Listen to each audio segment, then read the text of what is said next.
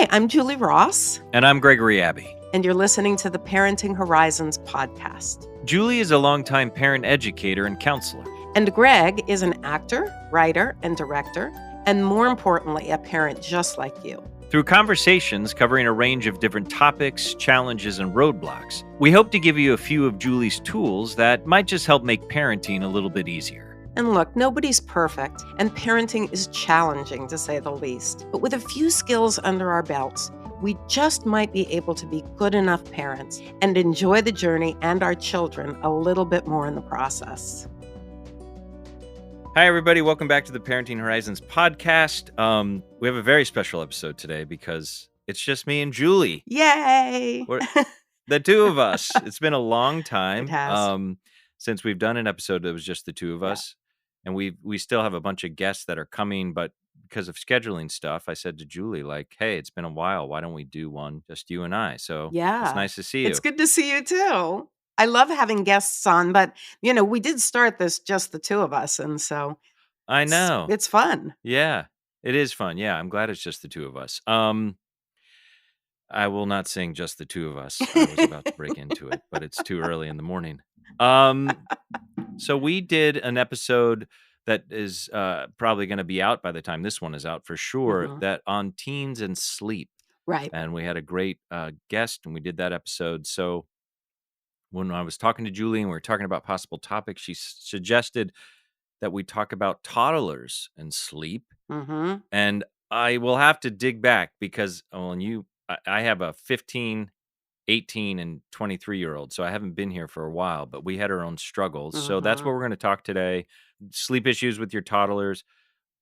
Julie, what did you say? Like, what do you consider, what's a toddler? What's the age of that? Well, I mean, technically a toddler is a 1 or 2-year-old, but what we're really going to be talking about today is the ages of 1 to 5, so young children. And generally speaking, when I get calls from parents, they really do center around 2 and 3-year-olds. There seems to be kind of a turning point in children's imaginations or development where they become aware that the world goes on after they're asleep.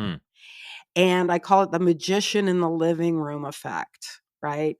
Like, It's magician in the living room. So what does that mean? So, like, as an adult, if there was a show going on in your living room, like a magician pulling rabbits out of a hat, are you going to want to go to sleep? No, you're going to want to be present for the show. No, of course not. Right.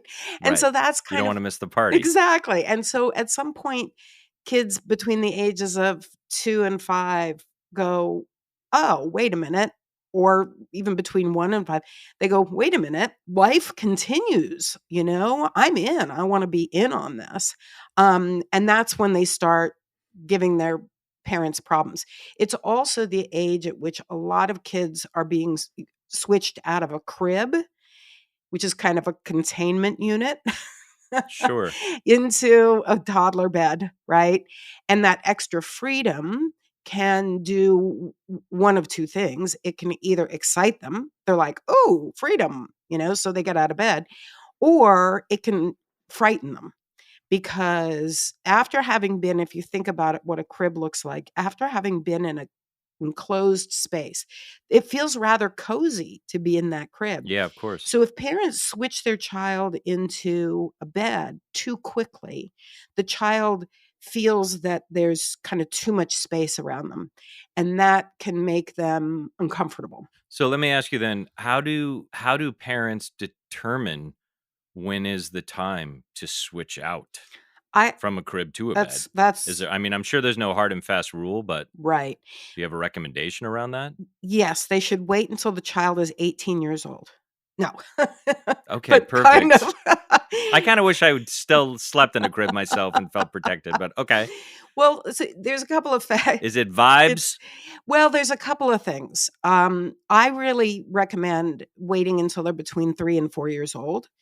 A lot of parents switch them out at 18 months or so. And they're either having another child and they want to, they don't want to buy a second crib or whatever. But 18 months is really, really too young. Other parents will say, well, my kid can now climb out of bed on their own Out out of the of the crib. crib.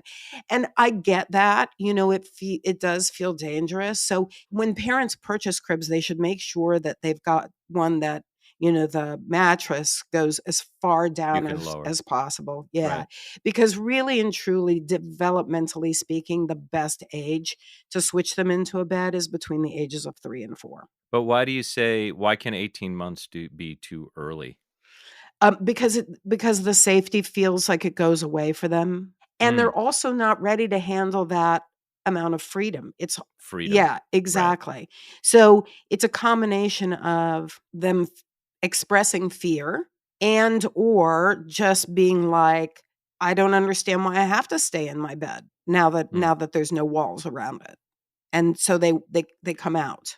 So I guess I now that I think of 2 questions. I guess my first is before I forget, like, what is the main thing? Like, if a parent calls you and needs, like, or in your groups or wants one-on-one, what is their main complaint? Are they, like, freaking out because the child won't gets up all night, won't stay in the bed? Like, what are parents most concerned about when they come to you? Well, it's a combination of things. Many parents come to me because their kid gets up in the middle of the night. And what I've discovered is that is directly linked to how they get to sleep in the first place. So, You mean whatever process you have in place in terms of putting them to bed yes. a lot of times? Yes. So if we fix the beginning of the night, the middle of the night usually takes care of itself. So Mm, even if a child goes to bed, really easily at the beginning of the night, but is getting up in the middle of the night, I still ask parents to look at kind of the components that surround the bedtime process. Probably the most common mistakes that parents make that cause middle of the night wakings, and or difficulties going to sleep are staying with the child until they fall asleep. That's a right. mistake. Big That's mistake. a big Big no-no? no-no, because then you become one of the components that they have to have in order to sleep, like a teddy bear or a pillow or whatever. And if that goes missing in the middle of the night, when all of us go through sleep cycles. So if that goes missing in the middle of the night and you're the comfort object, right? They're going to get up. They're going to try to reinstate the conditions under which they fell asleep. So that feels pretty common, like, a lot of parents probably do that, right? And they stay in bed until the child falls asleep, and then they sneak out of the bed. So then I mean, I know I'm sure we did that as well. So what are the boundaries you put around that? And what if the child is like, "No, no, no, no, don't leave, don't leave, don't leave." Right. Well, one of the most common things that parents say to me is, "My 3-year-old won't let me leave." And I'm like, "Oh, really? Did you give them a gun? Are they holding something to your head? Do they have you chained to the bed?" Won't let you leave. They're 3 years old, right? And I Right. mean no disrespect when I say they're 3 years old, but we give kids way more power than they actually feel comfortable with. Kids don't Mhm. really want to be in the parental position. They don't wanna So have as much you're power as an adult. they're seeking those boundaries then. Like in a lot so many other things we've talked about. You're saying they're seeking those even if they're throwing a fit or a temper tantrum. Yes, exactly. Exactly. Well, and the temper tantrums are often directly related to not getting enough sleep, Right. you know? And it Um, gets it compounded. gets compounded. So, and parents will also say to me, "Well, my child doesn't need that much sleep." But on average, children between the ages of 1 and 5 need between 10 and 14 hours of sleep a night. A night. So that doesn't include, like you can't include the 2 naps they have during the day in that? Like, you're trying to get them to have a night's sleep of did you say 10 to 14 hours? Yes. So toddlers, 1 to 2-year-olds need 11 to 14. Children ages 3 to 5 need 10 to 13. And of unbroken sleep. Right. Because brain development, they've done research that indicates, with brain imaging studies, that children who don't get enough sleep at night have less gray matter.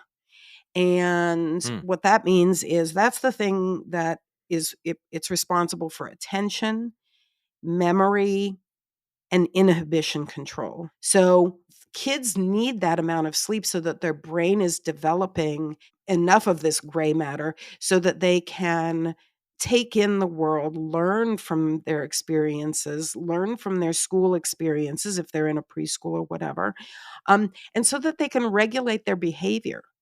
So when we think about temper tantrums, it's really dysregulated behavior. Sure. I mean, when we talked about that with teens and even as adults, I mean, this isn't like revelatory that you need good sleep to function. I guess maybe we can burrow in on these examples because as you're talking, I'm thinking about because we've all done this too, like parents that the child wakes up in the middle of the night and they're like, "Oh, just get in my bed." So then that's another habit, right? Is the Precisely. child learns like, "I'll get up and sleep," or the parent stays. So let's take that example. So the parent has either gotten to the habit that they stay in the bed until the child falls asleep and then they try to leave, right? And that's causing issues. Yes. So what do you do if you're now in this situation and you're like, "Oh man, I've set up this dynamic now. If I slip out, they wake up and call for me and I have to start it all over again." Yeah. So how do you help a parent? What are your suggestions around that? How do you break that cycle? Well, believe it or not, the first step is developing a healthy bedtime routine. And a healthy bedtime routine is takes about 20 minutes.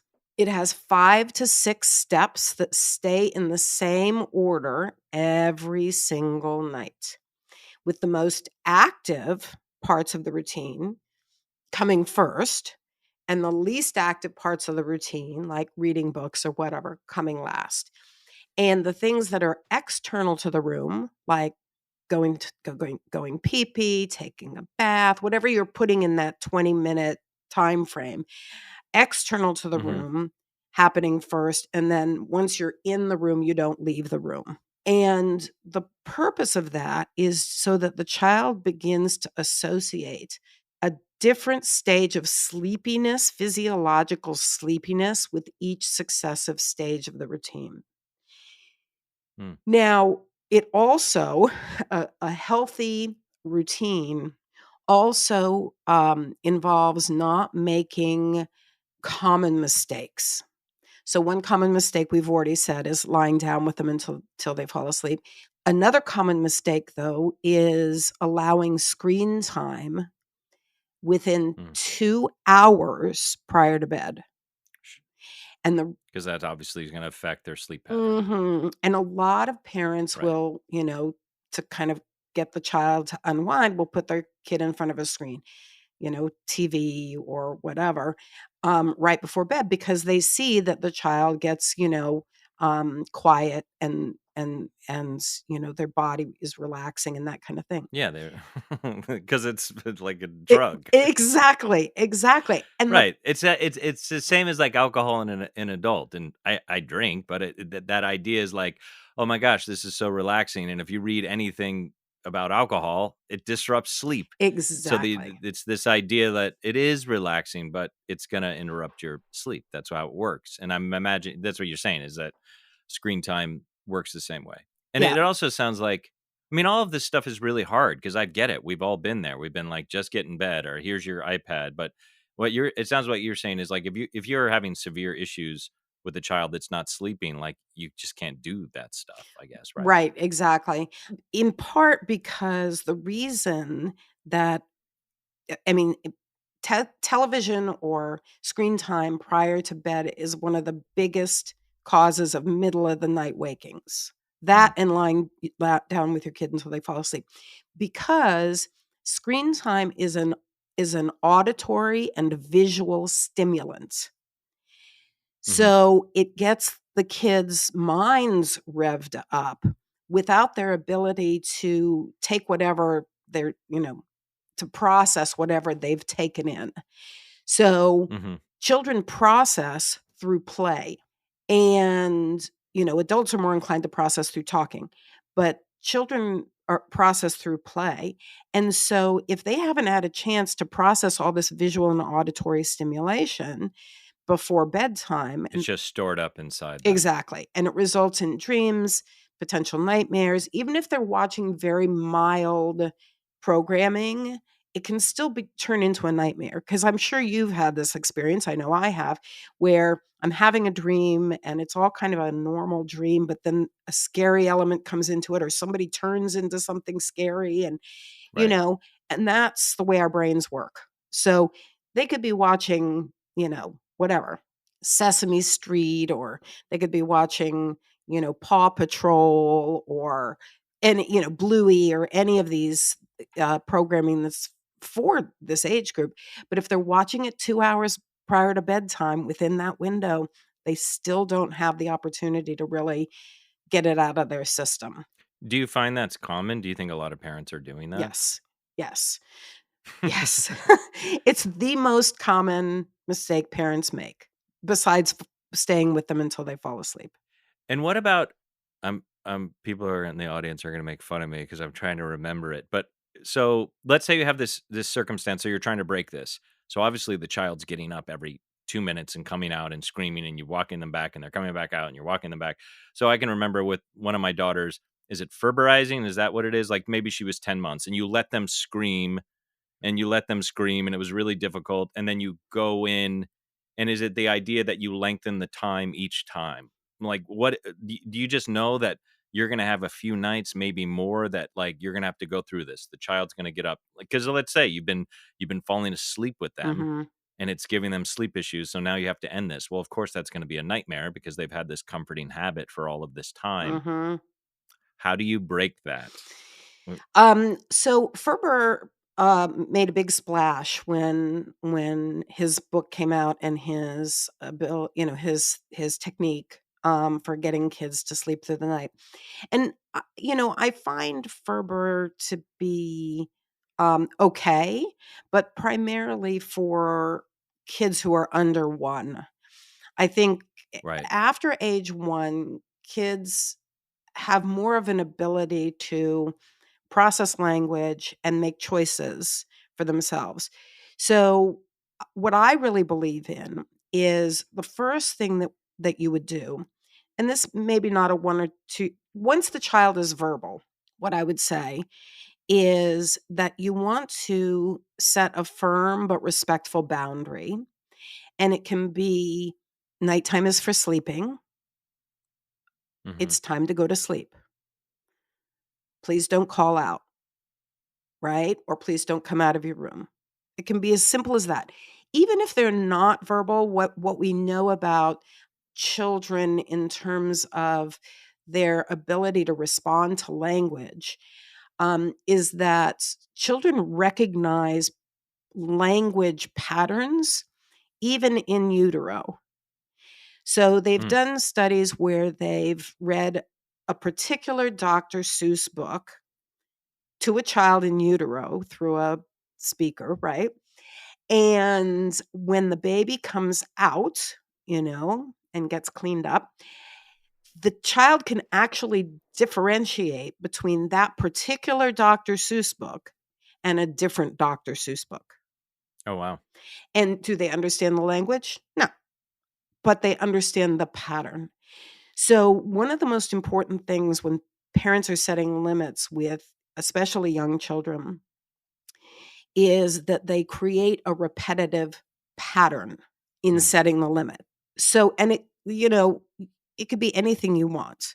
Nighttime is for sleeping. I want you to stay quiet in your room, right? It could be nighttime is for sleeping. I love you. I'll see you in the morning. That's fine. As Mhm. long as it's every single night. You just You stick with gotta it. stick with it, because what comes after that is what children learn the most from. Children learn more from actions than they do from words. But what we're ultimately trying to do is get our children to respond to our words. So, nighttime is for sleeping. I love you. I'll see you in the morning. That's gonna be the first way that you set a limit around sleep, right? Okay, so what if they get up 7 more times? Are you sticking with that phrase? Like, at some point, do you Are you talking about consequences at any point Yes. if they continue to get up and continue to get Yeah. up? Yes? Yes. Yes. You're talking about consequences. And the consequences look a little different depending upon whether you've got a child in a crib or whether you've got a child who is in a bed and coming out of their room, or if you've got a child who's in a bed but calling out but not coming out of their room. So, the way that we develop consequences around this is that we look at what are the conditions that the child needs to go to sleep. Like a nightlight on their Mhm. bear, that kind of thing? Mhm, mhm. I prefer to work as a Books? I prefer to work with something other than their stuffy, you know, their bear. Right. Because there's such an emotional connection to that. Yeah, So you don't say, tugs at my "If you don't go heartstrings. to sleep, I'm gonna take the bear." I I prefer guess you can, but I prefer that that's the uh, last course of action that you yes, that yes, you that do, makes right? sense. I prefer to Right. work with either a door, let's say your child falls asleep with the door of their bedroom open. Ajar. Yeah. So I Okay. prefer to work with that. Or let's say they, have a nightlight and they need that nightlight, to go to sleep. Mhm. I prefer to work with those kinds of things. Now, I've had numerous circumstances where, they've got blackout curtains, so the child is in complete darkness. They don't have a nightlight. The door is closed, right? So you mean it's hard to find something. It's hard to find something. Um, But is the idea like if they say they sleep with the door open, on the 3rd or 4th time you say, "It's nighttime is for sleeping. I'll see you in the morning. If you get up again, I'm going to have to close the door." yes, but not the That 3rd or 4th time, the 2nd time, the what? Oh, okay, time okay. number 2. So But so do you have your list of big guns? Like, if you use that on the 2nd time and then they get up a 3rd and 4th well, time, then you have to have a plan, I take it. yes. So and the plan again differs because if the child can open the door, you can close it and the child can open the door, Right. then the plan is slightly different from if you can close the door and they can't open the door. But the main thing to keep in mind is that let's say you close the door and they're upset, right? Then you're going to say, it sounds like you're sorry that you chose to sleep with the door closed. You'll have a Mm, chance to try again in 1 minute. And mm. each successive time that you have to shut the door, so you don't go back to the beginning with the limit, you go straight to the consequence from the second time onward. You increase the length of time that that door stays closed. So it's like Ferber in So that you can way. use the Oh, I see. So you can use the door for a while. You could use it for 2, 3, 4, 5 times because 'cause you're saying it's essentially like you get to try again, and then if they break it, it's a longer time. So you don't necessarily need, like, 7 different things, so every time they get up, you're like, "Okay, now it's the light." Is that what you're saying? Yes, correct. Okay. Yes, if you can use the door, you're gonna be consistent about using the door and keeping it, and increasing the amount of time that the door stays closed. If you use the light, a lot of kids know how to turn that light back on, right? Okay. So the second time you might say, "I see you've chosen to sleep with the light off." And let me backtrack just a minute, Greg, and say that parents should be offering this as a choice. So in other words, they should say, "Nighttime is for sleeping. I want you to stay in your bed and stay quiet. I love you. I'll see you in the morning," or whatever their little script is, right? Mhm. Um, Mhm. the second time, really they should say, "You have a choice.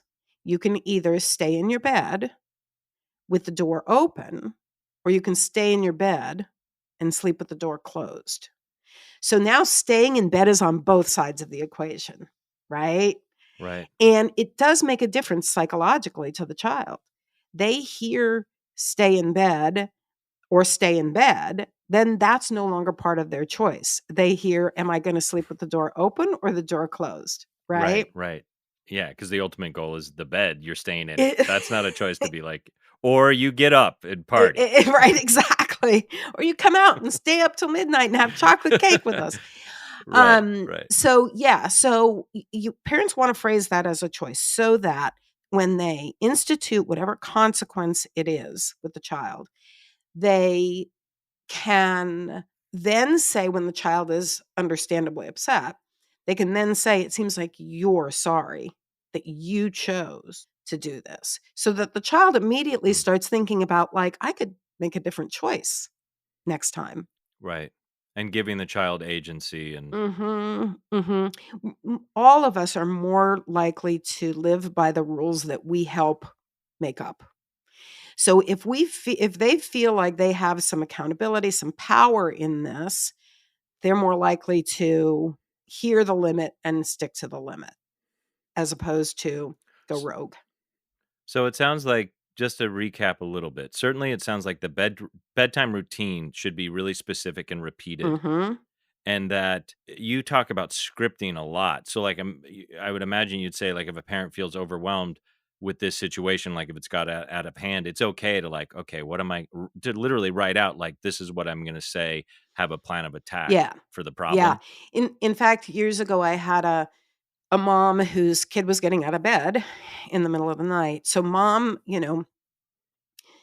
got the whole beginning of the evening straightened out, but the child was still in the habit of getting out of bed. And so mom wrote it on a 3 by 5 card because she was like 3 in the morning. She said, I'm not in Right. my right mind anymore. Not functioning. So she wrote it on a 3 by 5 card and read it instead of tried to remember it, read it when the child got out of bed. It all worked out. The child began to sleep through the night, was fine, everything was good. Mom put the 3 by 5 card away in her nightstand, in her mom's nightstand. Then they went on some Right. sort of trip overseas, so everybody got, jet lag and, everything went out of whack again. So they got back home and the daughter got out of bed in the middle of the night and the mom remembered the card, pulled the card out. The child just saw the card and said, And "Okay, I'm knew what going was back up. to bed." I mean, Right. it's such a kind of, there's a responsiveness to when we stick to patterns. And Sure. so the card being pulled out was the first of the pattern for that family, and then reading what was on the card. So the daughter was able to respond to that. So I have 2 questions. Does it matter which parent like, do you wanna stay consistent with one parent over the other? If the parents are on the same page exactly, which I think also is probably part of it, right? We talk about that a lot, is that the parents have to get on the Right. same page first, like, Yeah. "This is an issue," but do you recommend does that even matter? Like, who kind of deals with it? Is it better to be consistent with one parent over the other? It doesn't matter as long as both parents stick to the same script. Right. Similarly, if a grandparent is putting the child to sleep or a caregiver is putting the child to sleep, a nanny or a babysitter, as long as the script is stuck to, it works. Right. Now, so what happens if you've got a parent who's not on the same page, which is all too common?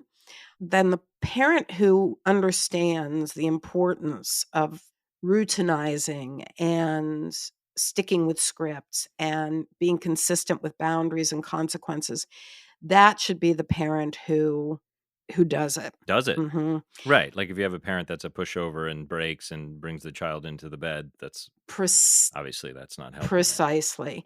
Now, here's the good news for parents who find themselves in this situation. The actual technique that we're talking about, Greg, so which is setting a respectful, firm boundary, followed by giving a choice, followed by giving a consequence, only generally takes 4 nights. That was my question, like, how long does this take usually? 4 If you so nights. you're saying if it t and that's your experience? Like, Mhm. when you have parents come to you and say, "Oh my gosh, this is a disaster," you kind of institute these new whatever rules, boundaries, practices. Mhm. Really, 4 nights, huh? So you just know, like, "Hey, I'm gonna suck it up. It might be we might have a few nightmare nights," but Yes, and typically what happens is that if it doesn't get sabotaged by another person in the household, a partner, a spouse, a caregiver, whatever, typically what parents see within the first 4 nights is progress. And progress, and this is important for parents to understand, progress is defined as it could work phenomenally the first night. Like, you can't Mm, even believe it. Like, you were like, "Wow, that worked," And it could be a disaster the second night, but you've got one right. success under your belt. Or it could be a disaster the first night and then a little better the second night. So you can see a gradual progression. That's also, success we're seeing. The up and down quality is part of the 4 nights, right? So Mm, so a lot of parents say, well, this isn't working by the third night or the fourth mm, night, and they give it up too soon.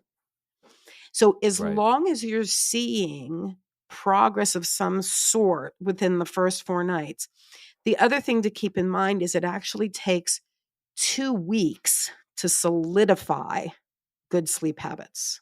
So they might slip back, like, you Correct. might have 4 good nights and then have a bad night. Exactly. And then, but you had 4 good nights, or you had 4 progressively, up and down nights. And so you have to Right. see that as success and be willing to stick it out for 2 weeks.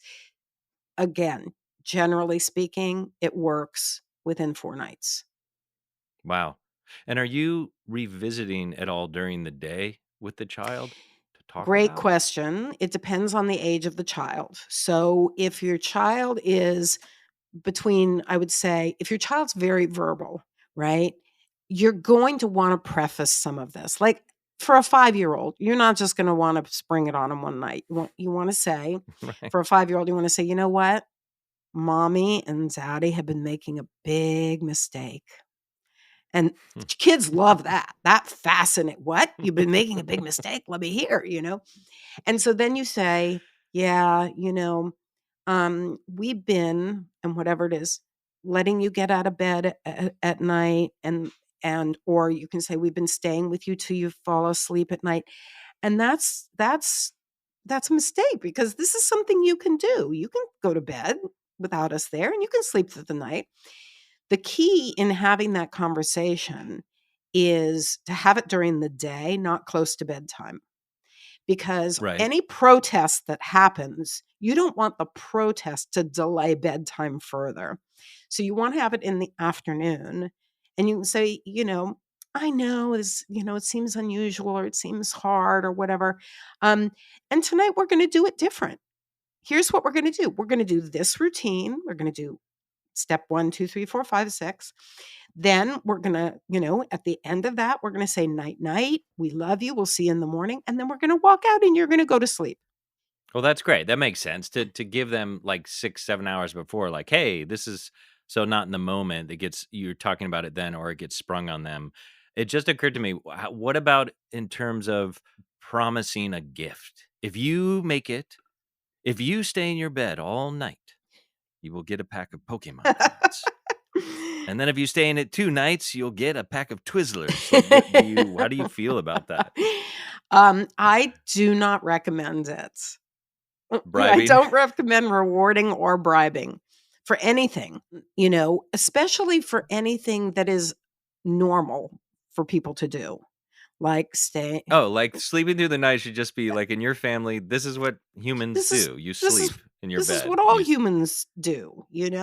Similarly, going pee pee on the potty. No, no, no. Everybody eventually goes pee pee on the potty. Don't give them M&Ms for that, or Right, Twizzlers or Pokemon or whatever. I don't believe in reward systems because they are designed to fail. Because right. What do you mean by that? because at some point the child decides that, you know what? Pack of Pokemon cards, it's not big enough.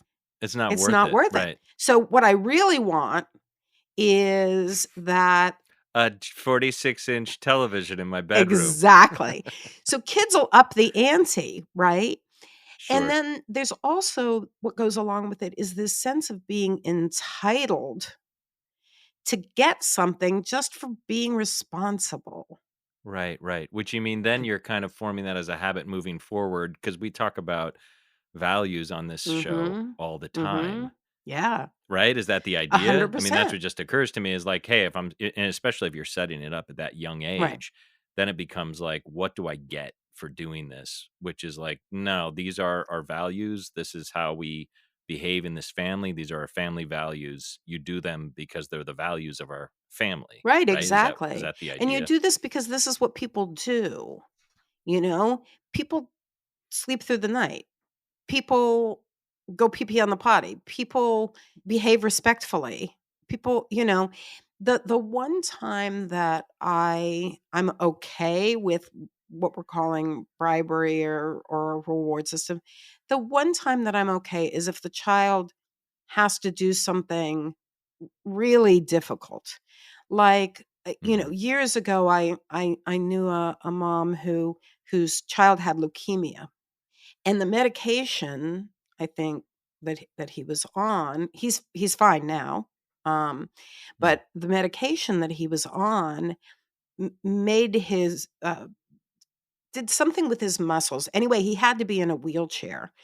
Finally, the cancer was cured, but he's still in a wheelchair. And so getting out of that wheelchair was work. Getting up and Right, doing the physical therapy was work. So I was 100% behind mom giving him a reward when he got out of the wheelchair because eventually he became able to walk and then the reward system died off, because it right, was its own reward. So, I do believe if a kid has to do something really difficult, it's kind of a one off right. that But not as a consistent habit where you're doing this for behavior that should just that be should be just kind done of for being a kid. exactly Right. normal behavior. So let me ask, I have two more questions before we finished, and I want to circle a little bit back to the going from crib to the big boy, big girl, big them bed. Is that something I guess I just want to talk about it a little bit. Is that something you involve the child in? Like if you reach the point where it's time. I mean, I know you're gonna talk about it, but how do you involve them? Do you bring them to the store? Is this something you introduce? Do you see that as something that's important to do for a parent? Yeah, I recommend that you involve them as much as possible, that you don't just spring it on them. So in other words, you don't want to have them come home from preschool one day and they're ta-da, there's the big kid bed, right? You want to say, "Hey, listen, in 2 weeks, we're going to get you a big kid bed." And what that means is we're gonna, take the side of the crib down. Most cribs convert in some way to a toddler Mhm. bed. And we're gonna take this side down, and then you're gonna sleep on this mattress, and, we can get new sheets if you want, or we can keep the old sheets.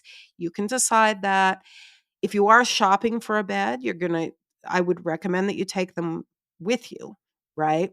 But you don't wanna spring it on them because it's too much of a disruption in the consistency of their environment. And Mhm. kids need consistency in their environment to feel safe. So Right. so yes, the answer to that is involve them in the process. Now, if they're really little, like, again, I don't recommend you doing this until they're between the ages of 3 and 4. But if you, for some reason, still believe after listening to this podcast that it's okay to do it before then, for whatever reason, then, if they're 18 months old, you can't really involve an 18-month-old in a decision, you Sure. know? I Right. mean, you can say it, but they Um, don't know.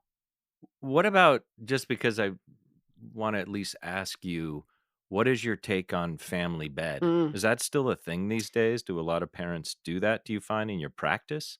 I think it's less of a thing than it used to be, but yes, parents still choose to have the family bed. If it's a choice, it's very different from having it as a Letting your kid crawl into bed with you exactly, at night. having it as a Right. reaction to your child's behavior. Because often what parents will say to me is, "My child's afraid at night." So I have to stay with them or they have to come into bed with us because they're scared. And the problem with What do you what yeah, so what do you do if a parent says that to you? it's important for parents to understand that while we do need to acknowledge and validate a child's feelings by saying, it sounds like sometimes you feel a little nervous, right? It's okay to do that. But then we can't behave as if there's something to be afraid of. So Mm. years ago, I had these parents whose kid was probably 5, and the kid was terrified that there were monsters in her room and would get out of the bed and, in and out and in and out and sleep with the parents. And so the parents' solution to this was to say, you know what? We'll take care of the monsters. Point out all the monsters in your room. We're going to put them in this Mhm. big plastic trash bag and we're going to tie it up and we're going to go to the river and throw it in. I kid you not. So, way past bedtime one night, the kid's pointing out the quote unquote monsters in her room. They are putting these imaginary things in a big plastic bag and they get in their car and they drive to the river, and we're in New York. So back in those Oh my gosh, so they literally do it. they literally drove to the Hudson River. That's great. I love Uh, this. Okay. and back then, I don't know if you remember, Greg, but back then, this was in the 80s, there was a big fence so that you couldn't get to the Hudson River. So they're standing there. It's 10:30 at night. They're trying to toss this bag full of air Is the over. child with them, I Yes, guess? the Must be, child's with right? The them. child's with them, yeah. So they're Okay, trying okay, to great. I love it. toss this bag of air over the fence, and it's not going because there's no ballast.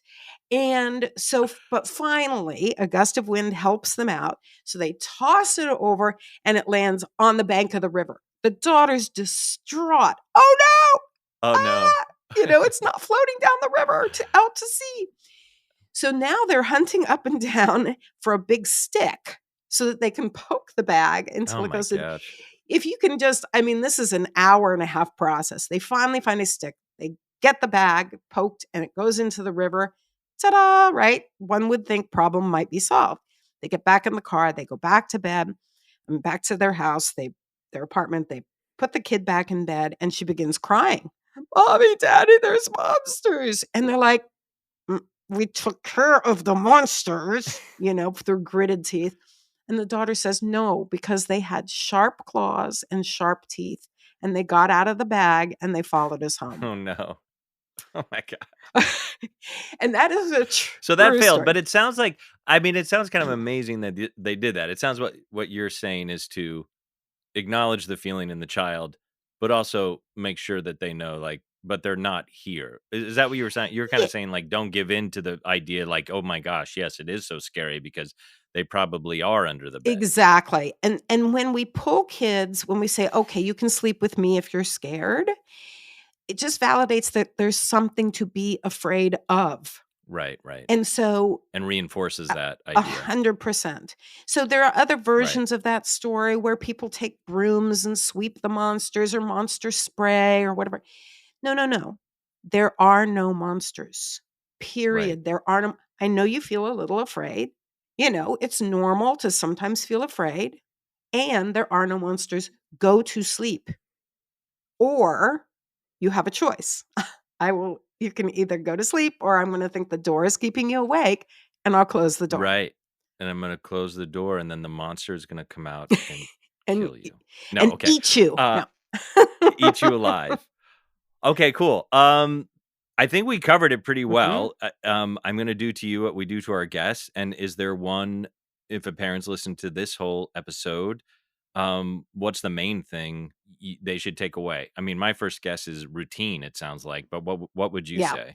I would say, first and foremost, I would say, don't let your child convince you that you have to stay in their room. Don't let your child convince you that there are monsters, right? It's their narrative. It's not reality. You need to behave. as parents, as the power authorities in the household and the leaders in the household, you need to behave as if going to sleep is normal. It's what we all do, and your child is capable of it. And then, yes, the techniques that give parents the ability to enact all of that kind of philosophy, if you will, are have a healthy bedtime routine, be consistent in how you set the limit, give the child a choice, and be willing to follow through on the choice a number of times. The other thing I should tell our listeners is that if you do have to close the door, right, you're going to increase the length or turn off the light or whatever it is. You're going to increase the length of time by about 3 minutes each time. Hmm. Generally, it doesn't go past an hour. Parents are like, "Oh, my child will be up all night." Very unusual. Happens 0.0001% of the time. If that is happening, then they need to take a closer look at how they're behaving. Are there inconsistencies in what they're doing? Was there an incident that maybe made the child feel fearful? Like, Right. that can happen. Like, I've heard of people's house alarms going off in the middle of the night and it's startling everybody awake. You know, and if that's the case, then, that has to be dealt with during the daytime. But Sure, sure. Like, there might be, like, a real trauma that needs to be looked into, whether with the parents or even with a therapist or something, you're saying. Like, if it's exactly, really persistent and none of this works, right? exactly, exactly. Right. Okay, great. Well, it was nice to see just you this It was, time, it Julie. was nice to This was see you great. too. We'll catch you guys on the other side. Thank you for listening as always. Bye. Bye. Thanks for listening to the Parenting Horizons podcast. If you enjoyed today's episode, please share with your family and friends. And if you'd like to hear more about Julie's work, join one of her parenting groups, or see about individual counseling, please visit parentinghorizons.com. Or you can email Julie at julie.ross@parentinghorizons.com. We'll see you next time.